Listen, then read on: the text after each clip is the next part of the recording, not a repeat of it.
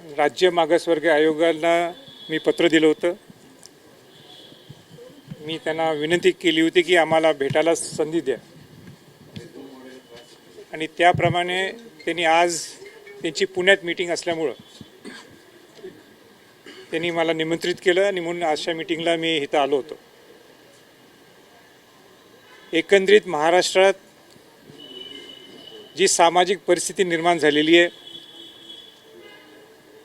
या गरीब मराठा समाजातल्या लोकांना जो त्यांच्यावर अन्याय होत आहे, हे सगळे विषय मांडण्यासाठी आज आम्ही त्यांना भेटलो. हे प्रश्न जे त्यांच्यापुढं आम्ही मांडले, माझ्याकडे एक 10-12 प्रश्न आहेत. हे माझे प्रश्न नाही आहेत, हे प्रश्न समाजाचे प्रश्न आहेत. शेवटच्या घटकापर्यंत जी काही चर्चा चालू आहे महाराष्ट्रात, मराठा समाजाला आरक्षण कशा पद्धतीने मिळू शकते, सर्वोच्च न्यायालयाचं रुलिंग कशा पद्धतीने लागू होऊ शकते,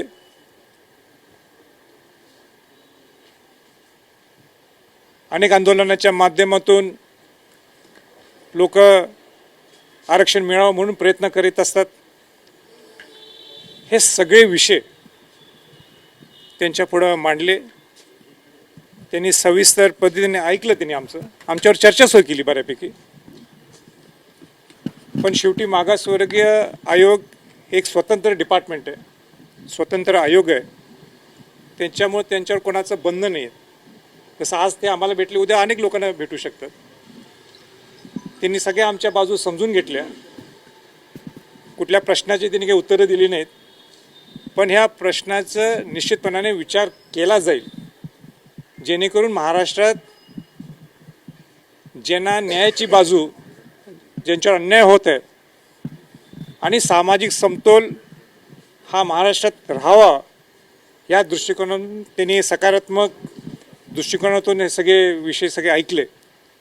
त्यांनी हेही मान्य केलं की विषय जितका सोपा दिसतो तितका तो सोपा नाही आहे.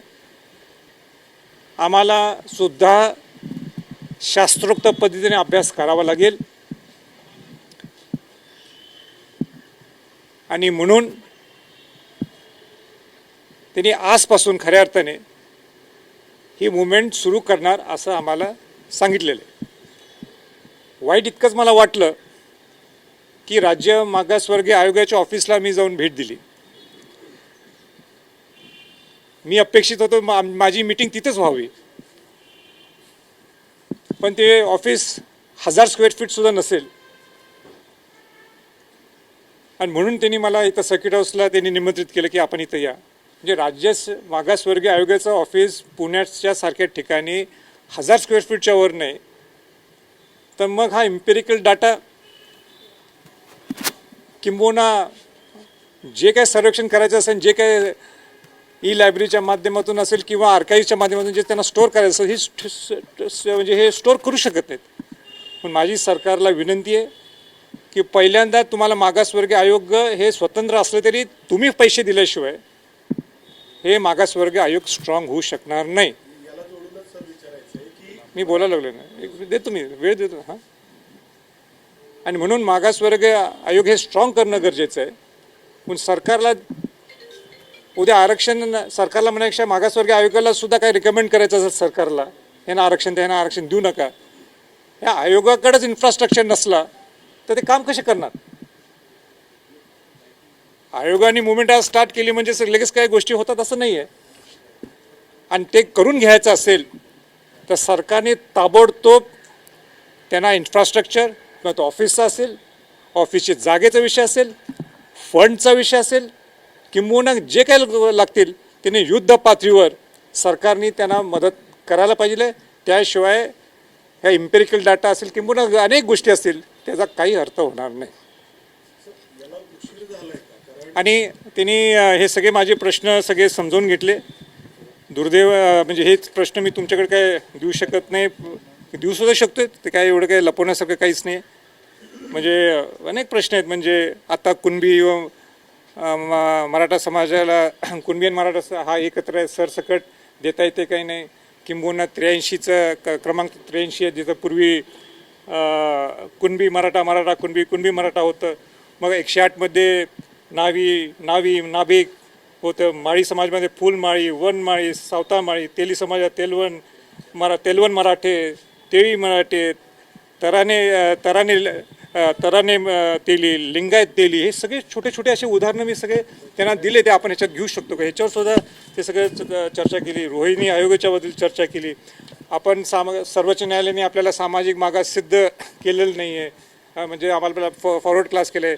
ते आत्ताच्या ह्याच्यात सगळं ह्याच्यात आपल्याला जर आपल्याला आरक्षण मिळवायचं असेल ते लागू होणार का नाही, अशा एकंदरीत सगळ्या चर्चा केल्या. मी एका मिनिटाच्या सगळ्या गोष्टी सांगू शकणार नाही, पण या सगळ्या तिन्ही गोष्टी ऐकून घेतल्या आणि त्याच्यावर त्यांचं काय बंधनकारक नाही, आम्हाला त्यांना बंधनकारक नाही, त्यांनी उत्तर द्यावं, पण त्यांनी सगळे आपली चर्चा ऐकून घेतली. काल सेम पत्र देताना असं म्हटलं की मराठा जात नाही तर मराठा कम्युनिटी असा उल्लेख केलाय. त्याचं समाजले पण मागासले पण तुम्ही तपासा. ऑलरेडी 9-6 जाती अशा आहेत, त्यांना मागासले पण देऊन ओबीसीत इन्क्लूड केले. तर तायवड्यांचे जे माजी सदस्य आहेत त्यांचं म्हणे की त्यांचं पुन्हा मागासले पण तपासू नका, त्यांना तसंच राहू दे. नाही, आता हे डिटेल सगळी चर्चा त्यांच्या पुढे जे काही पत्र दिलं असेल त्याचा ते अभ्यास करतील, त्याच्यावर ते चर्चा करतील आणि त्याच्यावर ते बोलतील.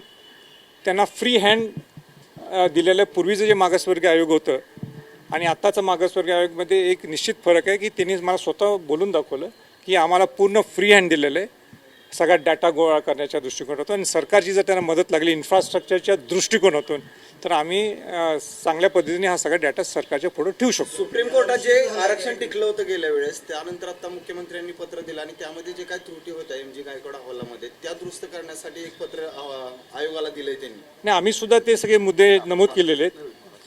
वाचलं ना आपण हे एवढे सगळे नाही, ते 10, 12, 13 मध्ये समोर पण क्लिअर होईल महाराज ते, म्हणजे तुमचे मुद्दे आणि ह्या सगळ्या मी सगळं वाचू का? होईल ठळक मुद्दे सांगा तुम्ही काय सूचना केल्या. नाही, ते तसं होणार नाही ना. 10-12 चष्मा नाही, प्रत होणार नाही. मी थोडक्यात सांगतो ना, 1 मिनिटात ते द्या ना माझे चष्मा 1-2. हायलाइट्स जे असतील हो, ठीक. एक तर तो कुणबी व मराठा कुणबी हे एकच आहेत आणि सरसकट देता येते का, हा प्रश्न आम्ही त्यांना पुढं मांडला. दुसरा 83 क्रमांकमध्ये कुणबीचे तत्सम व पोटजात म्हणून जसं पूर्वी घातले होते, म्हणजे मराठा कुणबी मराठा कॉमा करून तुम्ही मराठ्यांना देऊ शकता का. जसं उदाहरण ते पूर्वी नावी नाभिक ह्यांना दिलं होतं, किंवा माळी समाजामध्ये फुलमाळी, वनमाळी, सावतामाळी दिलं होतं. असे हे सगळे महत्त्वाचे ज्या पॅरल गोष्टी आहेत, सिमिलर गोष्टी आहेत, हे मग इथं तुम्ही ॲड करू शकता. हा प्रश्न मी त्यांना सांगितला. मग मराठा समाज मागास सिद्ध करण्यासाठी गायकवाड आयोगाने जे पुरावे दिले होते ते याचे आपण कारणे ते तपासलेत का, ते कारणे कोणती.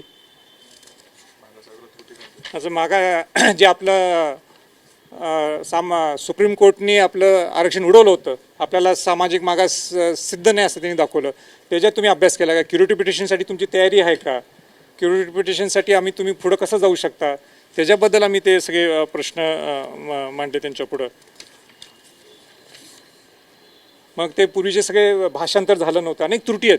त्या त्रुटी तुम्ही सरकारच्या माध्यमातून करून घेणार आहे का, तुम्ही करणार आहात का. म्हणजे ते 1000 पाणी काही ते हे झाले नव्हते.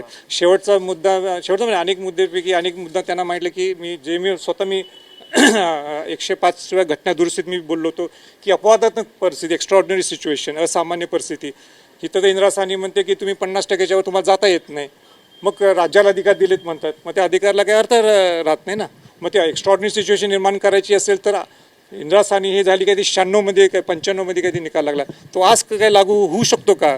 आज परिस्थिती बदलली आहे. महाराष्ट्रात तशी काही परिस्थिती राहिली नाही, जसं ते दूरवर आणि दुर्गम म्हणतात किंवा फार फ्लंग अँड रिमोट म्हणतात, तसं राहिलं नाही आहे. मग त्यावेळीचा पॉईंट इंदिरा साहनीचा आज कसा लागू होणार.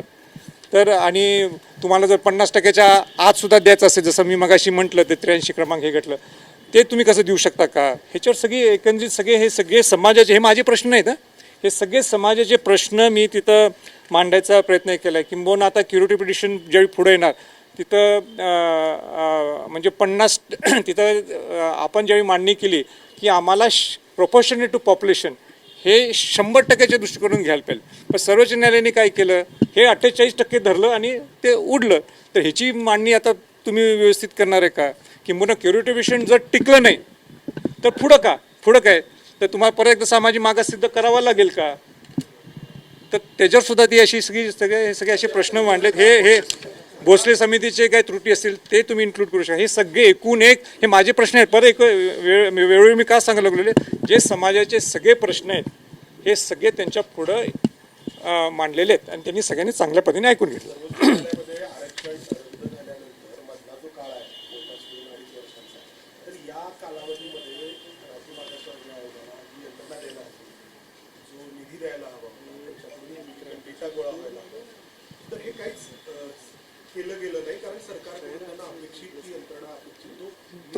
तुमचा मुद्दा एकदम आंदोलन इतकं तीव्र झालेलं असताना ही बैठक घेण्याची सूचना मुख्यमंत्री करतात. तुम्हाला वाटतं की ऐनवेळी काही होऊ शकेल? तुमचा मुद्दा एकदम रास्त आहे.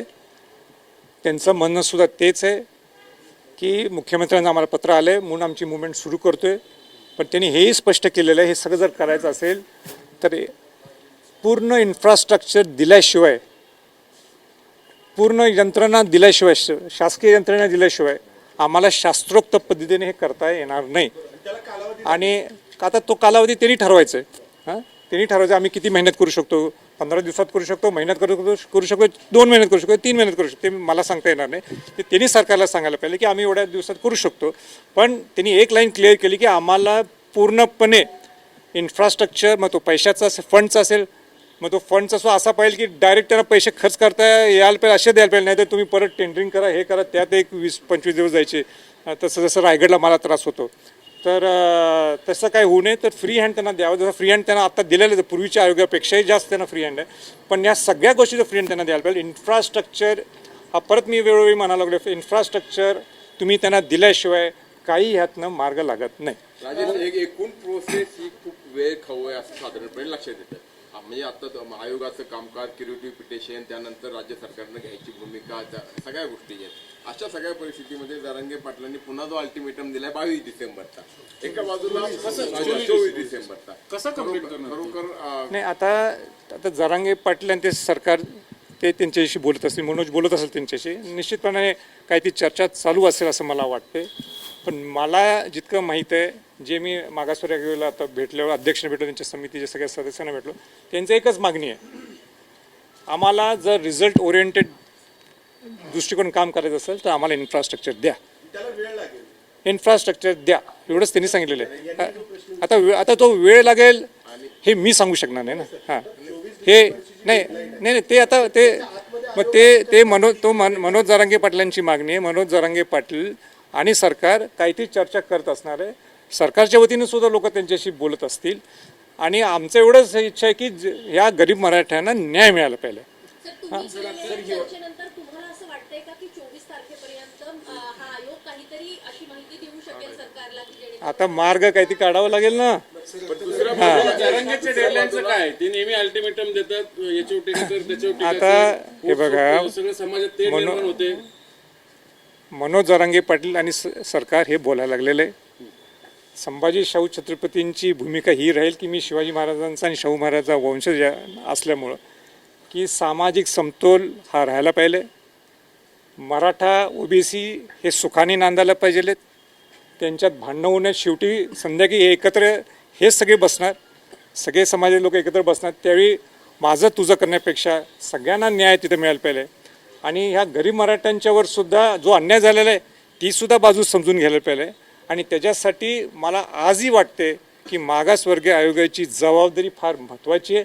आणि ती ज्यांना जबाबदारी पार पाडायची असेल तर शासनाने तशी यंत्रणा द्यायला पाहिजे. नुसतं मागासवर्गीय आयोगाला राईट्स दिले, मागासवर्गीय आयोगाला फ्री हँड दिला एवढं म्हणून चालणार नाही.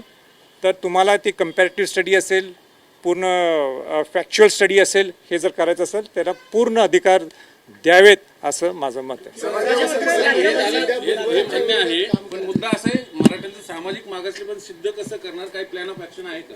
नाही, माझ्याकडे नाही आहे.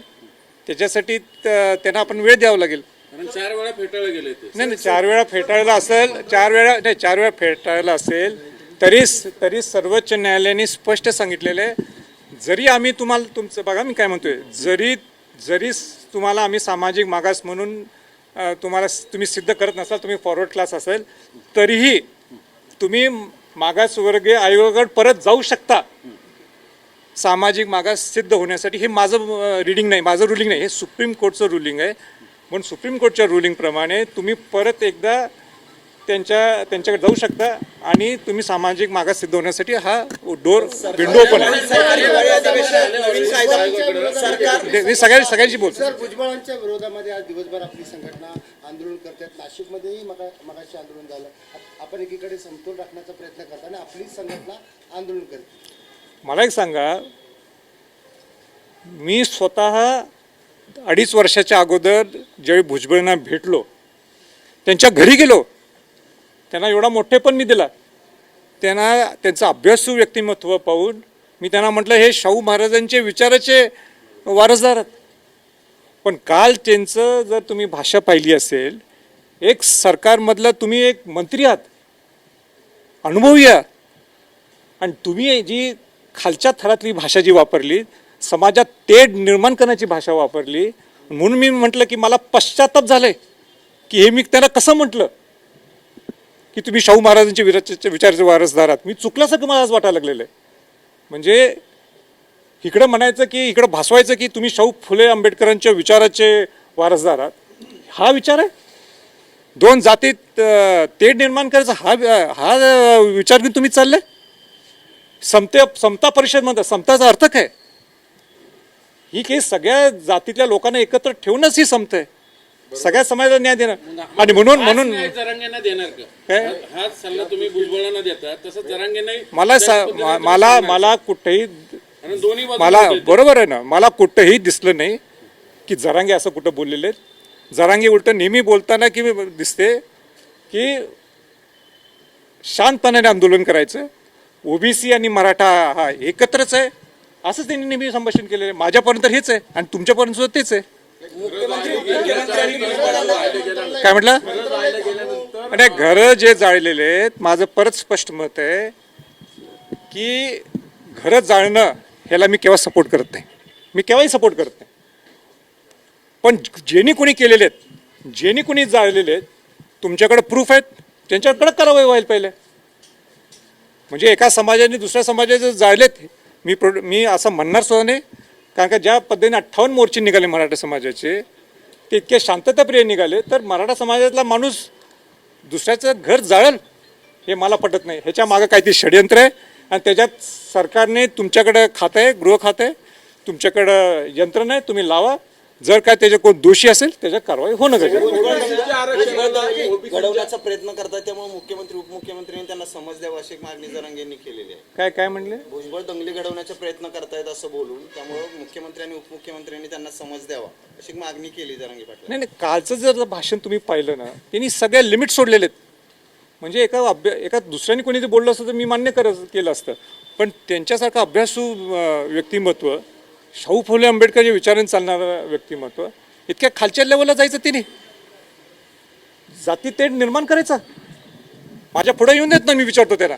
मी हाच संभाजी छत्रपती शाहू महाराजांचा वंश, शिवाजी महाराजांचा वंश म्हणलं 2.5 वर्षाच्या अगोदर म्हटलं होतं त्यांच्या घरी जाऊन की हा विचाराचा वारसदार आहे. हे ना विचाराचा वारसदार मी म्हणायचाच. मी कौतुक केलं होतं 2.5 वर्ष अगोदर. पण आज काय कौतुक करायचं त्यांचं भाषण? मी कोणाचं भाषण एक तर एवढं ऐकत नाही. काल मी पूर्ण भाषण त्यांचं ऐकलं. मला माझ्या स्वतःलाच मला पश्चाताप झाला. म्हणजे ओबीसीच्या आरक्षणाला किंवा कोट्याला धक्का न लागू देता मराठा आरक्षण खरोखर शक्य आहे का? प्रामुख्याने त्यावरतीच आज सगळी चर्चा झालेली आहे. एकंदरीत सर्वेक्षण सुद्धा कसं करता येईल त्याची चर्चा झाली. रोहिणी आयोगचा सुद्धा जो रिपोर्ट सेंट्रल गव्हर्नमेंटने केला आहे तो सुद्धा पब्लिश होणं गरजेचं आहे. केंद्रीय मागासवर्गीय आयोग आणि राज्य मागासवर्गीय आयोग एकत्र येऊन देशात आणि राज्यात हे तुम्ही समतोल ठेवू शकता ह्याच्याबद्दल सुद्धा तुम्ही लक्ष घालायला पाहिजे. हे सगळे मुद्दे त्यांच्या पुढे मांडलेत आणि ही सुप्रीम बॉडी आहे मागासवर्गीय आयोग, त्यांनी गाईडलाईन द्यावी असं माझं मत आहे. त्यांच्या गाईडलाईनशिवाय आपण पुढे जाऊ शकत नाही. मी आंदोलन करू शकतो आणि कोण आंदोलन करू शकतो, उद्या ओबीसीवाले आंदोलन करू शकतात, उद्या आणि SC STतले आंदोलन करू शकतात. पण ज्याला संविधानिक दर्जा दिलेला आहे ते म्हणजे मागासवर्गीय आयोग. या मागासवर्गीय आयोगाने एक गाईडलाईन निश्चितपणे द्यावी अशी मी त्यांच्या पुढे ही अपेक्षा काल व्यक्त केली. ओबीसी आयोगाचा मेळावा झाला, त्याला पंकजा मुंडे गेले नाही, त्यांना पक्षाने सांगितलं नाही असं त्यांचं म्हणणं आहे की त्या मेळाव्याला जावं सर. आता मी त्याच्यावर काय बोलणार मला मी जर स्वराज्य पक्षाच्या माझ्या पदाधिकाऱ्यांनी मला विचारायची काही गरज नाही. मला विचारलं धनंजय जाधवनी किंवा पाटणेने किंवा विनोद साबळेंनी अंकुश कदमनी मला विचारलं की काय करायला पाहिजे. मी म्हणणार माझी काही गरज नाही, शेवटी तुम्ही तुम्ही द्यायला पाहिजे ना. इथे समाजाचा विषय आहे, इथं कुठला पार्टीचा विषय आला. मराठा कुणबी मराठा या नोंदी तपासणं जे सुरू आहे सरकारी यंत्रणेकडून, तर ह्या नोंदी तपासल्या गेल्यानंतर राज्यभरातले एक आकडा आहे 29,01,000 अशा साधारणपणे नोंदी सापडल्यात आणि विभागनिहाय त्यांची म्हणजे संख्या कमी जास्त आहे. म्हणजे विदर्भामध्ये ते जास्त सापडल्यात, आपल्या मराठवाड्यामध्ये कमी सापडल्या. तर हे असं जे आहे तर मग हे कसं होणार. म्हणजे ह्याच्यातून एक वेगवेगळी आकडेवारी समोर येते. पण काही नोंदी त्यातल्या अशा आहेत की ज्या आधीपासूनच्या आहेत, जुन्या आहेत. काही नोंदी ज्या आहेत म्हणजे खास करून पश्चिम महाराष्ट्रातल्या या अलीकडच्या सापडत आहेत. तर मग ह्याच्यातून कसा मार्ग काढायचा. नाही, आता काहीतरी पॉलिसी ठरली असेल ना, काहीतरी लाईन ऑफ ॲक्शन ठरली असणार आहे. न्यायाधीश संदीप शिंदे साहेब सुद्धा त्याच्यावर काम करत आहेत. मला वाटतं मी आणि काहीतरी स्टेटमेंट त्याच्यावर करण्यापेक्षा राईटफुल सविस्तर पद्धतीने न्यायाधीश संदीप शिंदे जे आहेत ते संदीप शिंदे साहेबांची समिती जी आहे ते सरकारला सांगेल आणि सरकार निर्णय घेईल. एकीकडे मराठा आरक्षणाचा प्रश्न मुद्दा सुरू आहे तर दुसरीकडे भाजप मात्र लोकसभेची तयारी करते, +45 जागा मिळवण्यासाठी प्रयत्न करते. मराठा आरक्षणाबाबत मात्र त्यांना कुठलीही नाही, असं नाही ना. असं तुम्ही सगळ्यांना झिरो करू नका. सगळ्यांची महाराष्ट्रात सगळ्यांची जबाबदारी आहे की हा जो महाराष्ट्र पेटला आहे किंवा न्याय मिळवून सगळ्यांची भूमिका आहे, तर सगळ्यांनी त्याच्यात लक्ष घालायला पाहिजे. धनंजय पाटलांच्या आंदोलनावरती असं आहे उपस्थित केली. आता दोनच प्रश्न, एक तुमचा आणि त्यांचा, परत आता तिसरा. पाटलांच्या आंदोलनाविषयी शंका उपस्थित केली जाते. त्यांचा बोलवता त्यांनी कोणीतरी वेगळाच आहे, त्यांना त्यांच्या पाठीशी कोण आहे, कोणी लवकरच समोर येईल वगैरे वगैरे. नाही, मला वाटतं की मी जेवढं जरांगे पाटलांना ओळखतो, ज्यावेळी तो लाठीचार्ज झाला मीच पहिलं होतो तिथं गेलो आणि त्याच्यापूर्वीसुद्धा मी 2-3दा मनोजला मी भेटायला गेलो होतो ज्यावेळी त्यांनी आमरण उपोषण केलं होतं तिथं. आणि तो प्रामाणिकपणाने करतो आणि प्रामाणिकपणाने करत असताना त्याच्यावर शंका असं घेणं आणि कोण त्याचा धनी आहे बिनी आहे मला काही हे शब्द काही कळत नाहीत. पण तो मनोज जरांगे प्रामाणिकपणाने करतो एवढं मी सांगू शकतो. नाही, त्यांचा हेतू प्रामाणिक आहे, मान्य आहे, पण द्यायचं कसं हा सगळ्यात महत्त्वाचा मुद्दा आहे. कायद्याच्या कसोटीत कसं बसवायचं हीच आपले पूर्वीचे शब्द आहेत. आता कसं बसवायचं. नाही, माझं हेच म्हणणं आहे की कायद्याच्या चौकटीत राहूनच द्यावं लागेल आहे. कारण का पूर्वी 40 का 48 लोकांनी आत्महत्या केल्या, तर परत ते वाढू नयेत हे मी या मताचं आहे. म्हणून जे काय सरकारला निर्णय घ्यायचा आहे ते न्यायिक बाजू बघूनच त्यांनी निर्णय घ्यावा असं माझं स्पष्ट आहे. राज्याला काय आव्हान कराल. सध्या परिस्थिती तणावाची आहे दोन समाजामध्ये, ओबीसी आणि मराठा. एक आपण छत्रपती म्हणून काय आव्हान. राजे, त्याला जोडून एक प्रश्न. ओबीसी असं म्हणतात की छगन भुजबळांना आमचा पाठिंबा आहे. म्हणजे नाही, आता छगन भुजबळांना पुढे थांबा आता छगन भुजबळ बस झालं आता. उगाच काही सारखं छगन भुजबळ दुसरं काय तुम्हाला नाही का. सरकारकडून यामध्ये काही पुढे पावलं टाकली जावीत असं तुम्हाला वाटतं का. म्हणजे एक जो उपाय सुचवला जातो की केंद्र सरकारकडून काही गोष्टींमध्ये बदल केला गेला तर मग मराठा समाजाला आरक्षण मिळणं हे अधिक नाही, सोपं जाईल. अनेक ऑप्शन्स आहेत तुम्हाला आरक्षण मिळवायचं. त्यातला तो एक ऑप्शन आहे केंद्राचा, ते आपण नाकारू शकत नाही. त्याच्यासाठी सुद्धा टप्प्याटप्प्याने सगळ्या गोष्टी पुढे येतील, पण तो ऑप्शन तुम्ही नाकारू शकत नाही हे मी या प्रसंगी सांगू शकतो. आणि जो तुम्ही मराठा आणि ओबीसीचं म्हटलं होतं आव्हान म्हटलं, तर माझं महाराष्ट्र हे शिवाजी महाराजांचं, शाहू फुले आंबेडकरांचं हे राज्य आहे. त्यांनी घडवलेलं हे महाराष्ट्र आहे. हे संतांचं राज्य आहे. मग ते ज्ञानोबा महाराज असतील, तुकाराम महाराज असतील, नामदेवराव महाराज असतील, तुकडोजी महाराज असतील, ह्या सगळ्यांनी घडवलेलं हे महाराष्ट्र. आणि अशा ह्या महाराष्ट्रात जर जाती समतोल बिघडत असेल, जाती विषमता वाढत असेल, हे चुकीचं आहे. माझी सगळ्या मराठा समाजातल्या बांधवांना, ओबीसी समाजातल्या बांधवांना आणि सगळ्या समाजातल्या बांधवांना मला एवढंच सांगायचं आहे की आपण सुखाने नांदायचं आहे, सुखाने नांदायचं आहे, आपल्याला एकत्र राहायचं आहे. म्हणून अशी कुठलेही स्टेटमेंट्स असे करू नयेत जेणेकरून समाजात ते निर्माण होऊ शकतो. ज्यांचा हक्क आहे ते आपल्या न्यायिक बाजूनी आपण मागायचा असतो, अधिकाऱ्याने मागायचा असतो. म्हणून मी एक शिवाजी महाराज आणि शाहूंचा वंशज या नात्याने त्या अधिकाऱ्याने मला सांगायचं आहे की जाती तेढ निर्माण करू नये, कुठल्याही पुढाऱ्यांनी कुठल्या नेत्यांनी करू नये. आपल्याला सुखाने आनंदाने राहायचे. आपल्याला आपल्याला जर अन्याय होत असेल तर तुम्ही संविधान पद्धतीने आपले मार्गाने आपण तो आपल्याला न्याय मिळवून द्यावा अशी ती मागणी करावी, आंदोलन करा, काही करा, पण कोणाच्याबद्दल एक द्वेषापोटी असं काही करू नये असं माझं सगळ्या महाराष्ट्रातल्या सगळ्या समाजातल्या लोकांना आवाहन करायचं.